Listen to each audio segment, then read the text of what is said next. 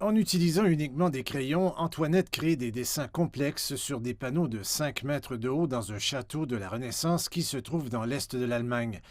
L'œuvre fait partie d'un projet pluriannuel sur l'identité culturelle européenne.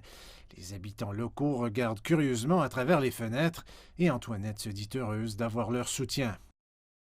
Tant que nous sommes encore obligés de nous confiner, les gens ne peuvent regarder que par la fenêtre. Nous avons fait un travail approfondi sur le multimédia, y compris des vidéos sur YouTube, où nous décrivons le travail. Mais sinon, je me permets d'être vraiment libre. J'ai passé tant d'années à travailler sur des sujets tellement concrets que je m'amuse maintenant à me laisser créer librement en concevant de grandes œuvres. Je ne les soumets à aucun thème particulier, je fais simplement ce que j'aime et je suis ravie de voir ce qui se développe à partir de cela car je crois qu'un nouveau thème se présentera à un moment donné. Alors que l'art peine toujours en période de pandémie, les artistes doivent s'adapter. Concernant Antoinette, cette adaptation a conduit à une incursion dans le monde virtuel. Elle travaille désormais en étroite collaboration avec un dépliant de drones pour réaliser des vidéos sur YouTube et à donner des entrevues sur son travail. Antoinette est autorisée à rester au palais où elle continuera à travailler sur d'autres projets jusqu'à l'automne.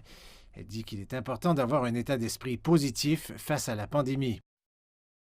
Nous devons tous développer une relation avec ça et en fonction de notre succès, nous échouerons ou nous réussirons. Nous devrons probablement tous développer de nouvelles stratégies. Vraiment tous, car tout va changer et pour moi, c'est ce nouveau travail multimédia sur lequel je travaille avec mon équipe.